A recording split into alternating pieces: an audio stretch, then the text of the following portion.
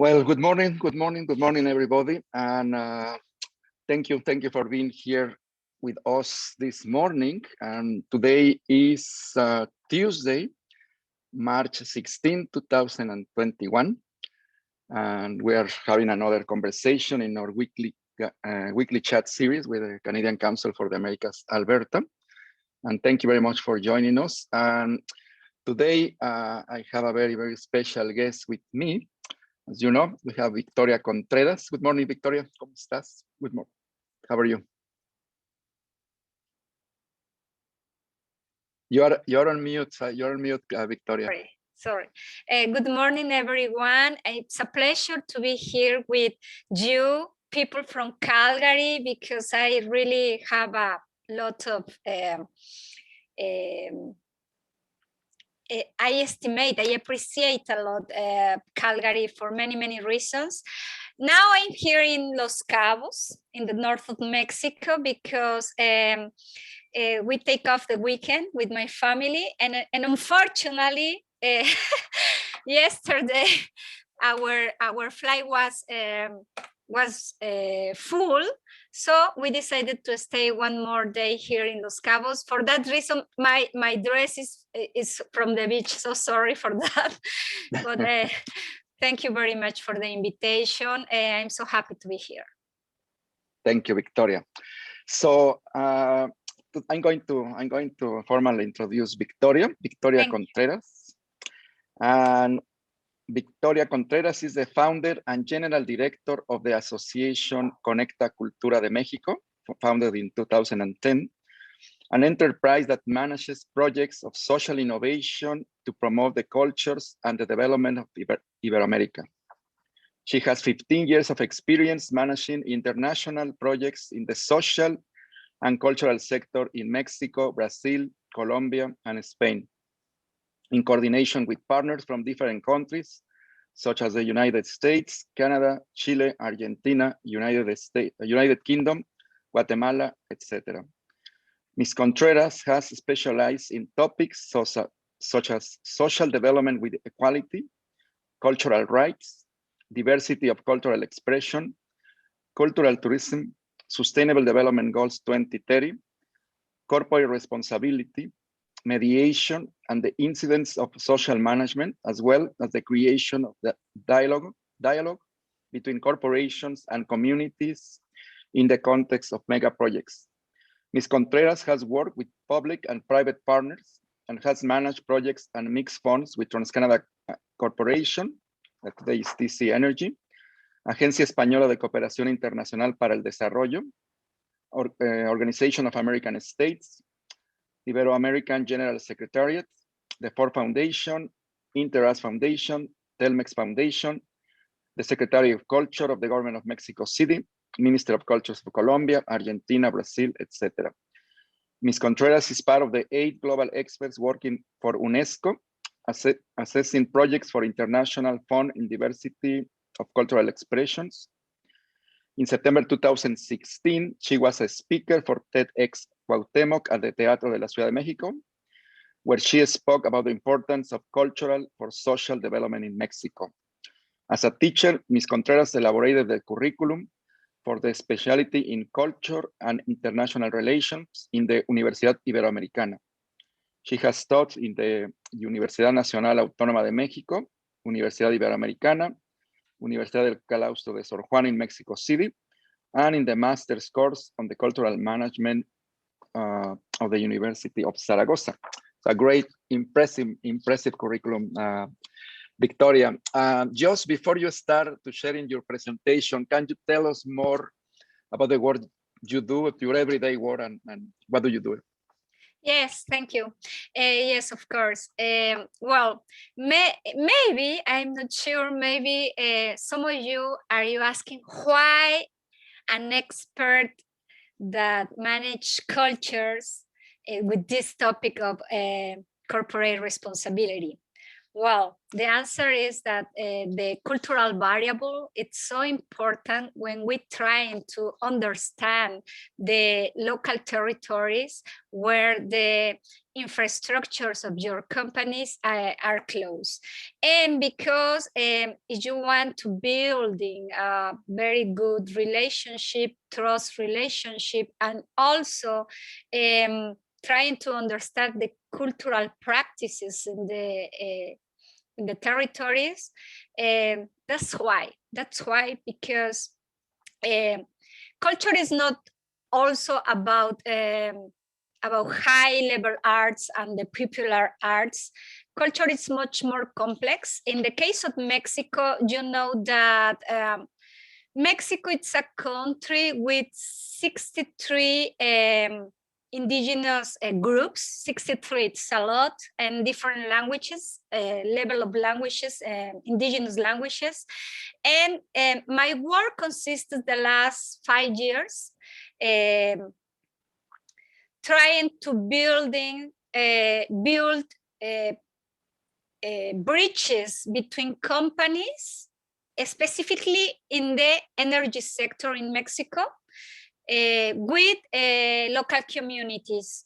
And for that, for Conecta Cultura, it's so important to send you a message that when you understand, with all the respect, more about the local culture and practices from indigenous population, maybe you are going to be much more able to get the objective in the infrastructures. So in my day-to-day, my work consists with Conecta Cultura to manage in some different levels projects. For example, projects from the creativity sector and industry and cultural industries, but by the other hand, with the corporate responsibility. So I'm going to talk about that part because also in our experience, last 5 years or 6 years, we were working a lot with Alberta's companies from Calgary. For that, it's that our appreciation to Calgary is huge. For example, some of the companies that we worked with was Alberta, Mexico office, TC Energy, social license, ATCO in the office in Mexico. And in other sectors, we also work with mining companies, also with tourism companies. And we learned some points, important points to give you as a learn lessons for the corporate responsibility. In the other hand, we in Conecta Cultura, we also do a very important work in the international arena, especially in Latin America, Spain, and Portugal. So after that, I want to share a presentation. It's a presentation that trying to give you some points about the importance of the corporate responsibility. Just a second. And just to remind everybody, we want to have this as an interactive conversation. So at the end of the presentation of Victoria, please send your questions, so you can send your question anytime in the Q&A chat. And yeah, let's make this a chat and a conversation with everybody. And go ahead, Victoria. Okay, thank you. So very welcome. Thank you very much for this invitation. I feel so happy to share with you and start these conversations. The presentation is about lessons learned on corporate responsibility in the energy sector, because Conecta Cultura work much more in that sector. My name again is Victoria Contreras. And this is my company. It is Conecta Cultura. if you want to see much about our work, is www.conectacultura.mx. Well, the context of our work started with the energetic reform between 2013 and 2018, especially in this period, because now, as you know, maybe more of you know, the conditions in the political system in Mexico are huge different in this moment. But don't worry, even though there is a lot of spaces to invest in Mexico if you want it. Well, so our work was developed in the context of the energetic reform with the past government, with Enrique Peña Nieto. And one of our biggest challenges, but also our biggest lesson learned, because I really don't like the word success, was with TC Energy and Alberta, Mexico office. In the case of TC Energy before TransCanada, we started to work with them in 2014, a year after of the energetic reform. One of the difference when, well, the conditions in that period was that the companies that won the projects to build infrastructures in Mexico, they have to realize a consultation with the indigenous communities. In this case, Conecta really has a huge experience trying to build dialogue and trying to understand the local practices and the cultural practices with these communities. For that reason, TC Energy calls us to try to build a community plan, an engagement plan with the communities before the consultation process, trying to create a dialogue between the communities and the company. And all the corporate responsibility was created in a sense of the multidimensional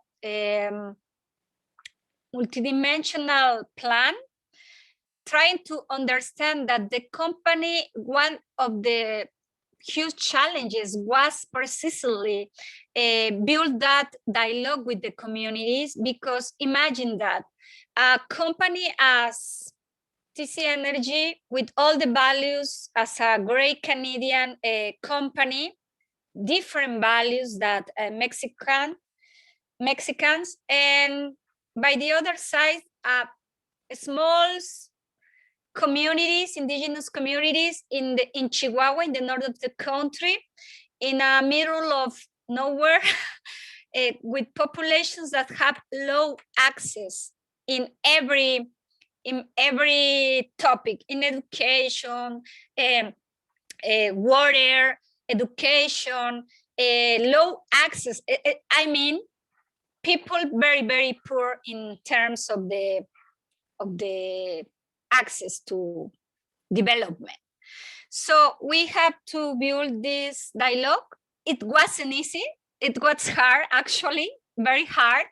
But we work with a methodology trying to make a mediation, but not only a mediation for dialogue. We understand pretty well what happened in the political arena, what happened in the economical arena, what happened in the sense of the permissions for lands and politics with the communities. And we're trying to build a corporate responsibility that understand that you have to understand pretty well the communities as much as you can, but also the communities trying to understand the message of the company. And in the first photography, this little girl, is a Raramuri girl with maybe 7 years old in that time. This image is It's beautiful because you can see a little girl from the community, indigenous community, trying to give us hope. Look their eyes. And this photo, it's about a festival, a cultural Raramuri festival in Krill that was part of the corporate responsibility of the company of TC. And by the other hand, we work a lot with women and their childs, trying to improve the quality of their crafts and the quality of their day-to-day with the education processes and empowerment processes. So I want to share this kind of definition about corporate responsibility.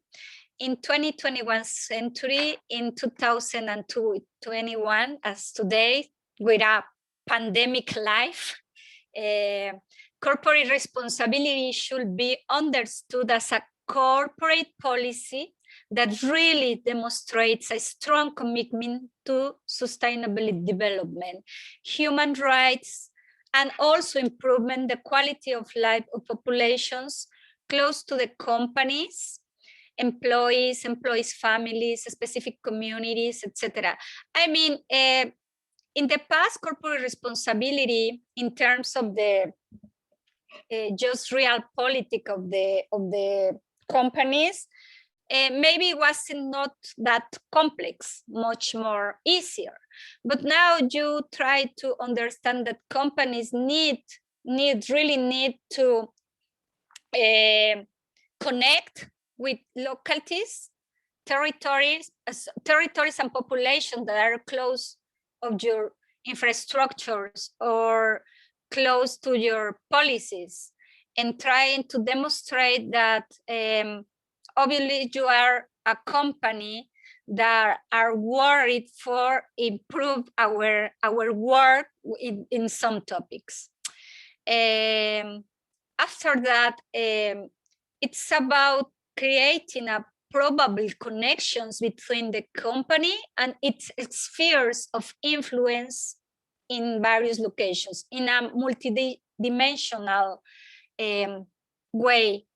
The company will be complete if it builds lasting dialogue and trust with the different stakeholders in the territories. Lesson 1, the importance of managing environmental, cultural, you know, I'm from the cultural sector, so cultural and social performance through the life of a project could be effective with this model, this system and methodology that is environmental, cultural and social management system that the IFC from the World Bank recommends for all the companies. Then I'm going to send to Miguel the publication where this methodology appears, and that methodology helped us to Conecta Cultura a lot to work with the different companies that I mentioned before. Well, this system is a dynamic and continuous process initiated and supported by management, obviously, and involve engagement between the client, its workers, local communities directly affected by the project, and where appropriate other stakeholders. 2, at times, the assessment and management of certain environmental and social risks and impacts may be the responsibility of the government, the local government, or other parties over which the client does not have control or influence, but also company have to understand that context and trying to involve a little bit. Not at all, but a little bit. Business should be in century 2021 should respect human rights. This is sine qua non, which means to avoid infringing on the human rights of others and address adverse human rights impacts business may cause or contribute to. Due diligence against these performance standards will enable the client to address many relevant human rights issues in this project. Information access with pertinence is so important in the development of the project, or when company wants to develop a program.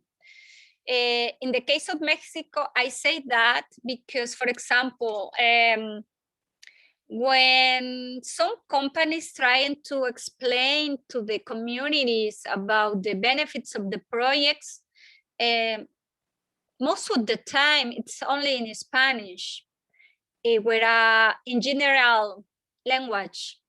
And then this is not necessarily the best way to give information to the communities in Mexico, because remember that most of the communities in Mexico or in Latin America, the first song, it's the indigenous song. Maybe the second language will be Spanish. So it is important that they access to the information with pertinency to ensure that relevant environmental and social information is disclosed and dissemination in local languages. For example, in the case of the Raramuris in Chihuahua, most of them, they don't speak Spanish. So we decided to make audios, podcasts, to talk about the benefits of the project, because much more, the impact was better in this way, because, and for that we be advised by a community leader that talks in Raramuri and in Spanish, and he record the podcast for the community. This is an example of the information access with pertinency. 5, to adopt a mitigation hierarchy to anticipate and avoid, or where avoidance is not possible, minimize, and where residual impacts remain, compensate, offset for risks and impacts to workers, affect communities and the environment. This system, this methodology that I told you about, have these different steps. One, it is important to, in the very early phase of the project, make a policy, a corporate policy for the company, corporate responsibility policy.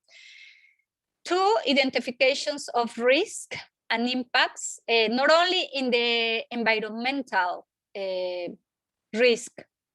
Remember also that in the case of Latin America or in the case of Mexico, the risks could be a big matrix with many different problems in different levels that you have to have a solution for that in many levels, political level, security level. That's also important in the territories, because in the case of Mexico, well, we have very many cartels in the territories, and you have to know that the security is an issue.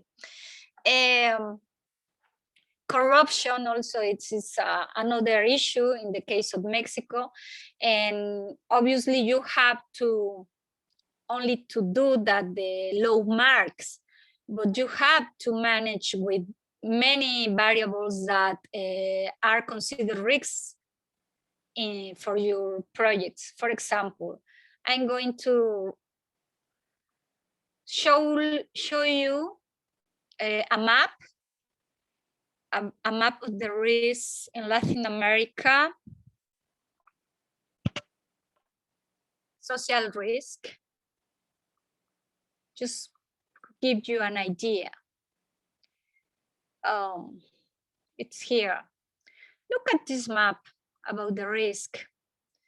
This map is from this publication from the IFC in energy, resource, transportation, water, waste, and urban development. And this is Latin America. And I put this map because I know that many Canadian investment was in this area. So look, when you don't put a lot of attention in the social risk or environmental risk or cultural risk for your problem, this is the result.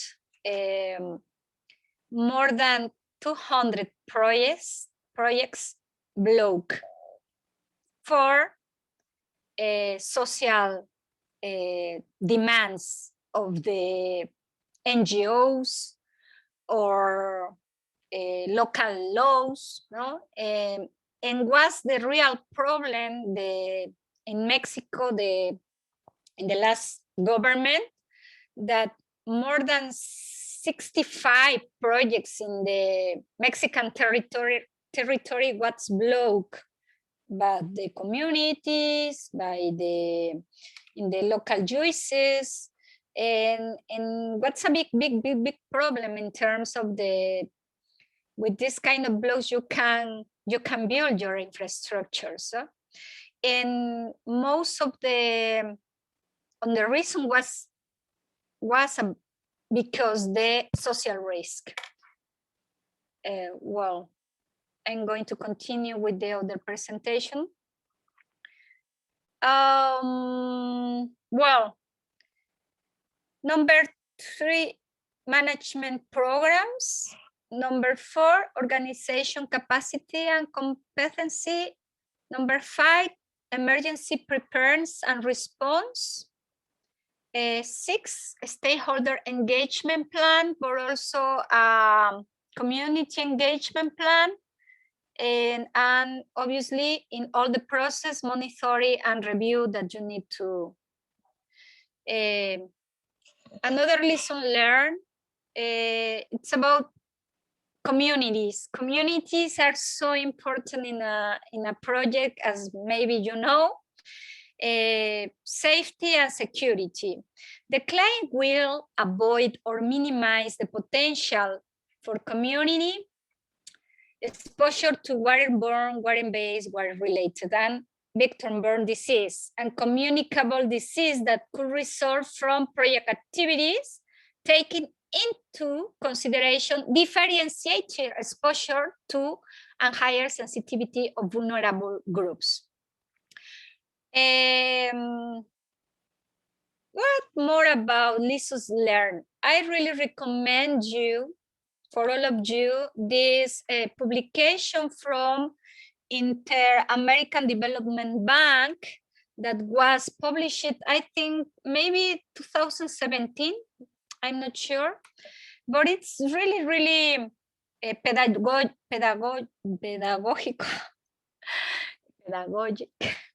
And they put the accent in the important points and also give you some solutions.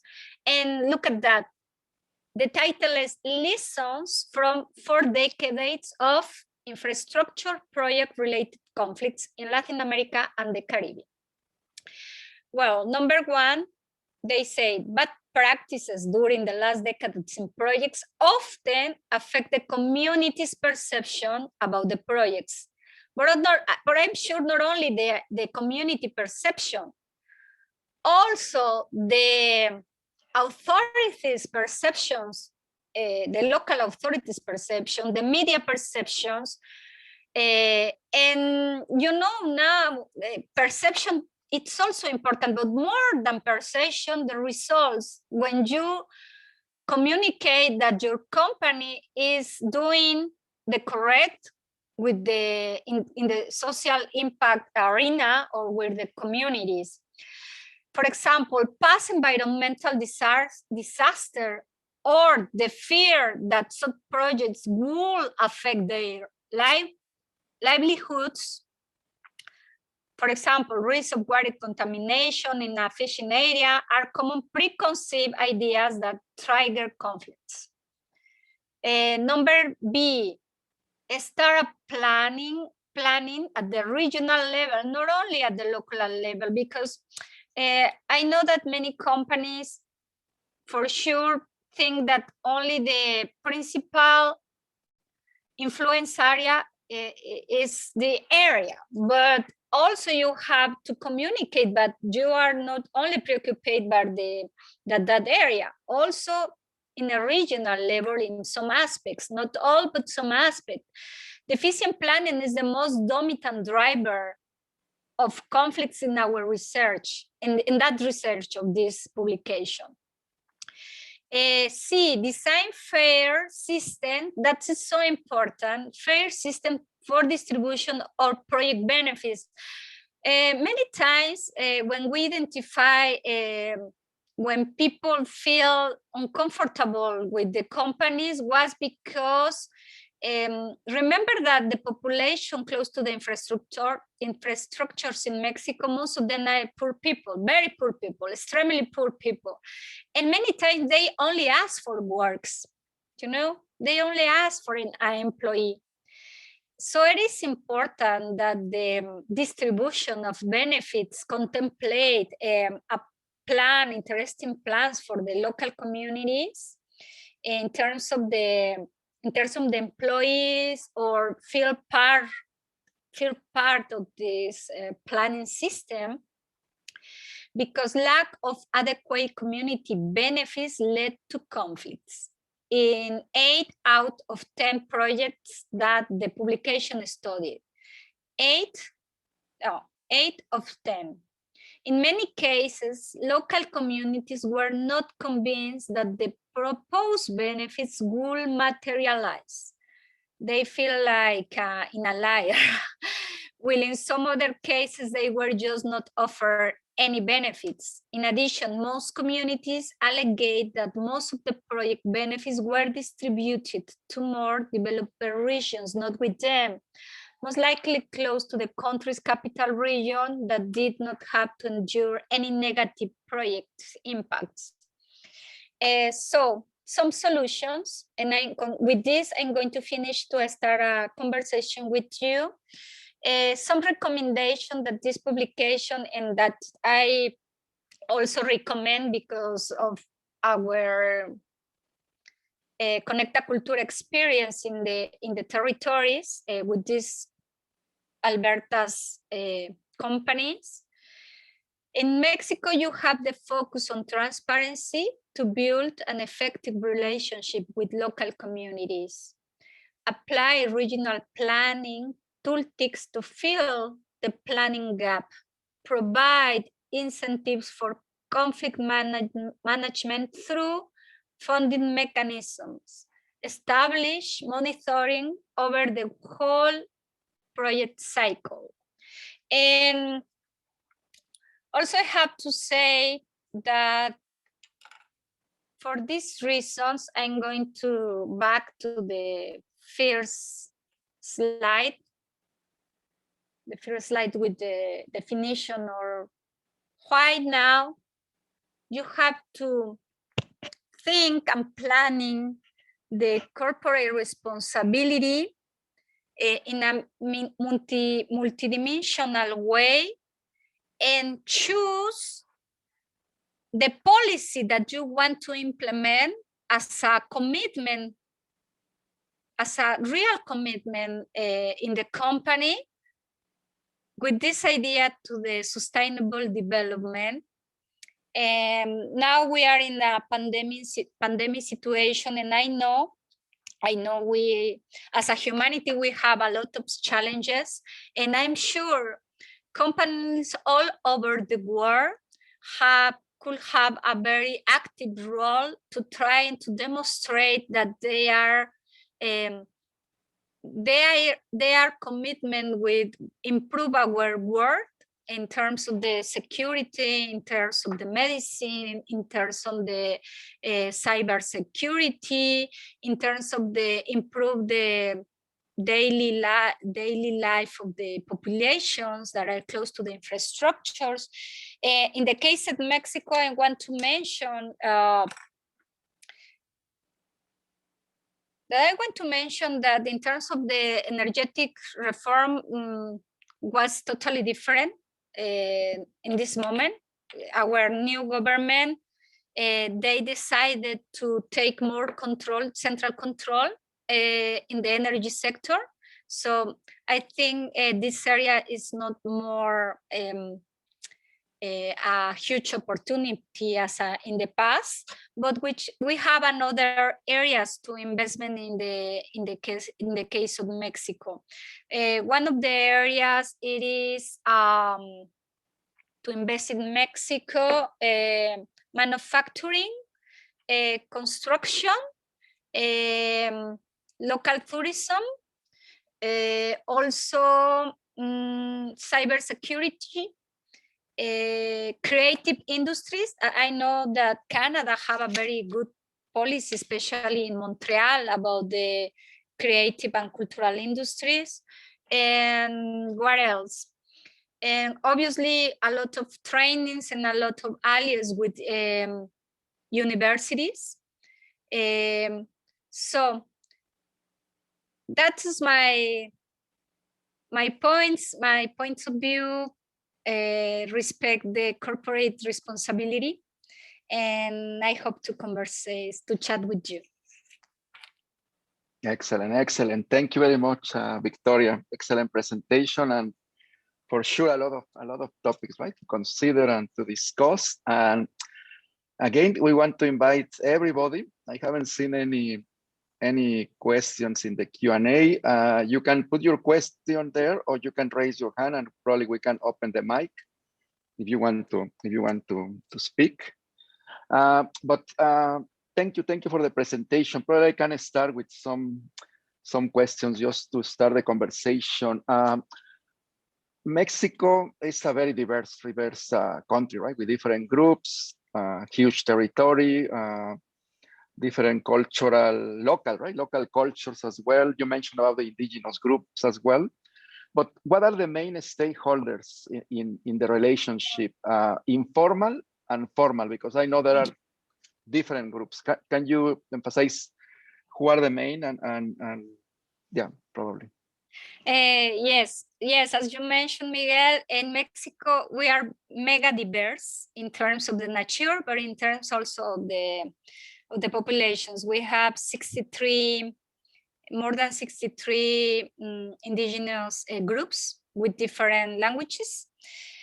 And in terms of the stakeholders, you have to understand that that was the big. It's an interesting question, because when Canadians works in Mexico, they used to think that could be like in Canada, that you have the law and you have the step by step to do something.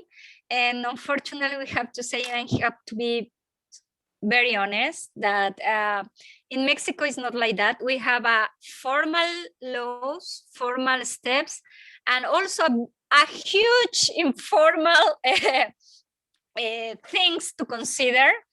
For example, the stakeholders. They used to think that stakeholders ends with the communities and the government, but unfortunately it's not like that. I think in all America, Latin America, you also have to consider the power in the little towns, the little villages, the power of the church.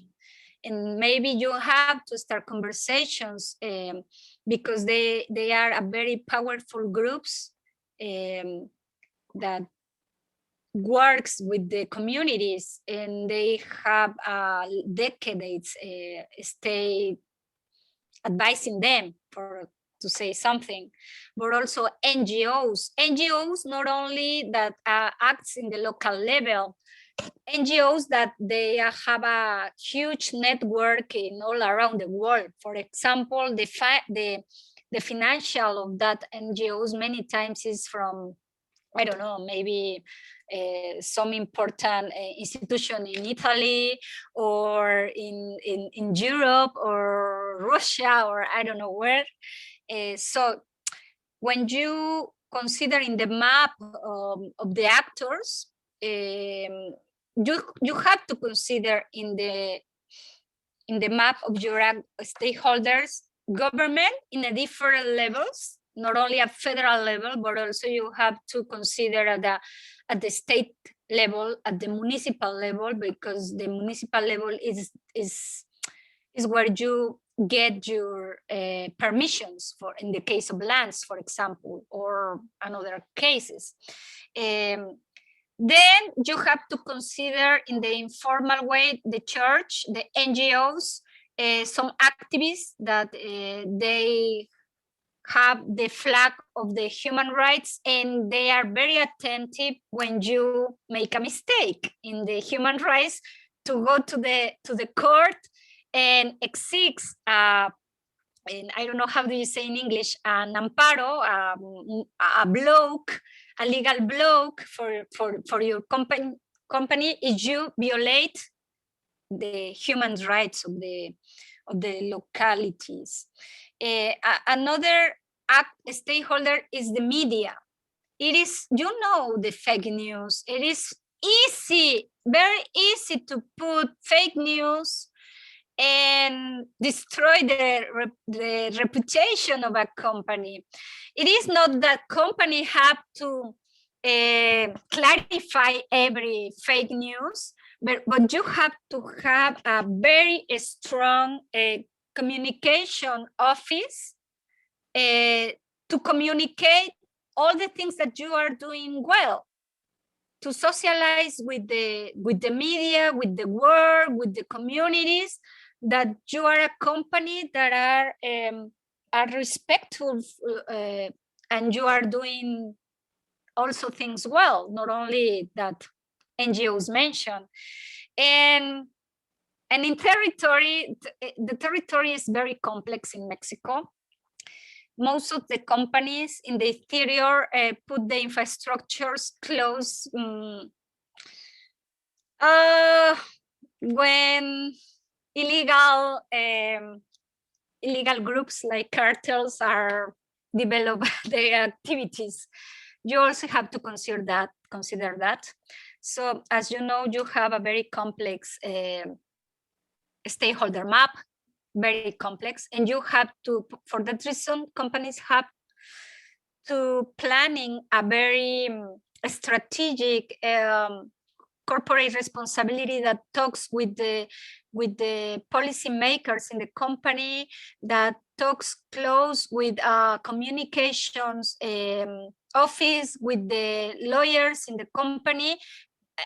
That I mean is the corporate responsibility office is not a unity that work alone in the company. They have to communicate with all the important and strategic areas in a company to obtain the necessary information to adjust the corporate responsibility plan that responds to the local problems in different areas, because for that corporate responsibility, it is a strategic area. It is not an area that don't give you an input to build a better relationship with the different stakeholders. It is strategic. Excellent. Thank you, Victoria. You mentioned right now, obviously, the new rules with the new government, the new priorities are different from previous, and obviously it has been some challenges in the terms of the attraction of investment, right, to Mexico for international companies. But where do you see the opportunities still to work with the federal government? Because I think at some point it might be some opportunities. I understand the federal government is very focused in trying to help the most vulnerable communities, and they are trying to create infrastructure projects. I know that there is a priority project in Mexico that is the development of the south of Mexico and Central America. That is a priority. But where do you see the opportunities that might arise working in the federal level, but also the opportunities to work with the the states, for example, or with municipalities or local governments? Yes, yes. Thank you for this question. I have to say that I asked for the opinion of a friend of mine that it's a very good in economics, and they have the last statistics and projections in the investment in Mexico, and he told me, obviously, at the local level in the different states in Mexico, not only in the federal level, there is a lot of opportunity to invest, especially in the sectors of constructions, manufacturing, cyber security, tourism in a local level, creative industries, aeronautics, and you have to think in this sector also as the German thinks, 4.0. I mean, in a not only in a traditional way, but also because of the pandemics in a digital way. So I think Canada in this aspect could be make like technical assistance with many of the states in the interior of Mexico. I mean local states. Guadalajara. Guadalajara is a huge cluster for aeronautics, also for manufacturing. Monterrey, it's another interesting state. Baja California. I mean, you have many states in Mexico that needs the technical assistance for to build a industries 4.0 in a digital way, but also with a traditional way. Excellent. And touching on that point as well, you mentioned in your presentation, obviously, understanding the communities, I think, is very, very important. Right? Understanding the culture. I always believe that to do business in any country or in any aspect, you need to understand culture. Right? Cultural understanding is very important as part of the formula to do business. But right now, with the new government approach to be more in contact with the communities, with probably areas that right now has a voice, right? Groups that right now exist and probably before they didn't exist. How the new technology, the Zoom, the conversations, how do you think are going to create an impact in the understanding and to be more connected with them? Are you seeing that this is happening right now? With the pandemic, is more communication through these platforms that we are using right now? Yes, actually, yes. Fortunately, Canada built, for example, Canadian Embassy in Mexico have a very huge programs and collaborations, interesting programs and collaboration with the different indigenous communities and also Afro-Mexicans communities. Create a cultural dialogue, not only for topics in the infrastructure, energetic, but also, for example, they are working a lot in the creative economy. I mean, Montreal have a huge creative district in Montreal, and they develop a very good methodologies and technical assistance and trainings for improve, for example, the crafts with the artisanians, but also they are investment in the how do you say, in films, video games as well. That term, video games, software, to create software in different community languages. and also to talk about the exclusion, talk about the discrimination, talk about how to build a better understanding between Mexico and Canada. And remember that also Mexico, Canada, and US have the new version of the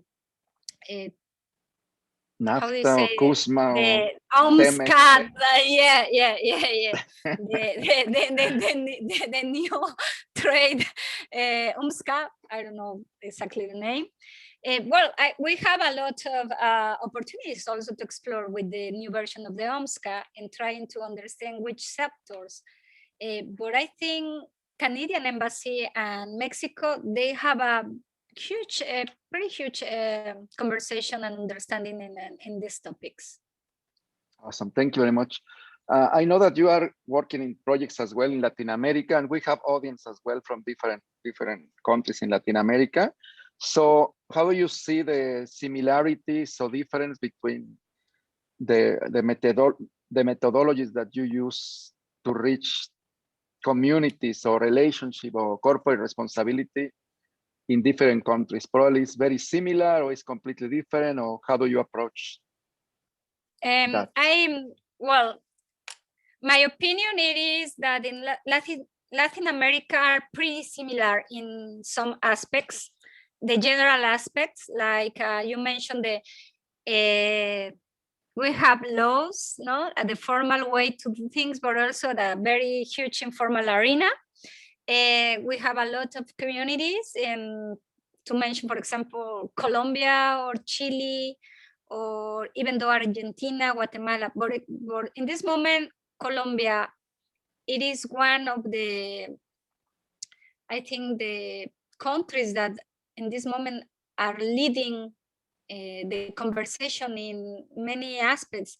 For example, in the case that Mexico, it's much more close with the energetic reform. It's changing a lot. It's back to the central control from the government, but not Colombia. So they told me the other day, because I work a lot with some areas in Colombia, they told me, oh, I feel so sad because of Mexico, but I feel so happy because Colombia is receiving all the investment that the Mexicans don't want in this moment for the electrical market or the energetic market. So you have also a lot of similarities with this methodology from the Inter-American Bank. I think the methodology could be a guide to work in different countries in Latin America. And obviously you have to know some of the aspects that are unique in that localities, but I think that methodology could be interesting to implement in the different countries in Latin America. Are pretty similar, but obviously you have to try to understand the unique things there. The local needs. Yes. Awesome. We have some questions here. I'm going to start. There is one from Julio, but I'm going to leave that to the end. Benigno Rojas, you mentioned that one of the biggest challenges to do business is dealing with the uprising influence from drug cartels. What would it take, your advice for Canadian companies to deal with this challenging problem to do business in Mexico? Well, the great challenge is to respect the law, because sometimes cartels, they feel like they are the the law. So you have to, the great challenge is say no, to be close to the government, much more of the correct laws, and ask for security or paid private security, and try to work in a legal manner. I know the compliance policy of the companies are very strict, and in Canada, they follow the law. So that's the answer, the correct answer. So it's possible, even with a challenge, I think it's possible, right? To yes, do the right way. It is possible. It is possible. Obviously, That's excellent. you have to build a correct security plan for your workers. That, for example, in the case of TC Energy, they are excellent in this case. When we work in the different states in the interior of Mexico with a presence of cartels, obviously my team with Conecta Cultura had to address the security plan from TC Energy all the time. All the time. They say you have to make a commitment and sing this is the security plan that you have to address with all your workers, and you have to take a trainer to be ready in each situation. So it is possible. That's a big challenge. You have to be in the correct side. Awesome. I'm going to ask the question from Julio. You have 30 seconds to answer this one, probably. Could you please tell us more about the range of services your company offers, without being a commercial, but just what kind of services you provide? It says Julio. Yes, of course. Yes, well, Conecta Cultura, it is have a huge experience working with companies in this really corporate responsibility. For what? We advise for build a community plan, engagement plans with communities, corporate responsibility with some emphasis. It is in the big field of the corporate responsibility, but you have to understand that it is very sophisticated, the work in Conecta Cultura, because we understand pretty well that companies needs to get their goals, and we understand also pretty well that communities needs. And in this, we try to build the dialogue and have a way when we work together and create a consensus. And that's it. Excellent, excellent. Well, we are closing basically to the close, but I appreciate probably we can discuss, put a program together. We have organized some training programs with community partners, and I think in the corporate responsibility world, it might be interesting to explore if we can put together a training program for Canadian companies here that might be interested in developing a plan for Latin America. But we can discuss that later. So yeah, it will be a pleasure. And remember also that that training, it includes, in our experience, trying to understand the political arena, the stakeholders' access in the territory, economics. I mean, it is pretty integral to build this kind of work. Excellent, Victoria. Well, with that, I really want to appreciate your participation. I really enjoyed the conversation. I think it's a lot of more topics to discuss in this area, but at least you give us an idea what is the challenges and opportunities to have a good corporate responsibility plan for Latin America in general, for Mexico in particular. But with that, thank you very much. And to everybody that is joining here, just remember that every Tuesday we are having this conversation. Next week, we don't have a speaker next week, but we are going to send you an invitation to have a chat, basically a meet and greet with members of the organization. This event is going to be only for members, and you are welcome, obviously, to join CCA. And we are giving for free these events right now, and we appreciate the support that you can provide to the organization by buying a membership or consider to be a sponsor as well of the organization. And for March 30, in 2 weeks, we are having a conversation on Peru. We are having a guest speaker, Julio Arboleda, who is a consultant that lives in Lima, in Peru, and he's going to update us with the development that is happening in Peru. Have a great day, everybody. Gracias, Victoria, y nos vemos pronto. Thank you, Marisabel. Thank you, Miguel, and thank you, Canadian Council of Americas, and all the people that connected in this chat. I'm so happy to be here and chat with you. And obviously, I'm available for trainings or consultation, wherever you want. Excellent. Have a great day. Hasta luego. Hasta luego.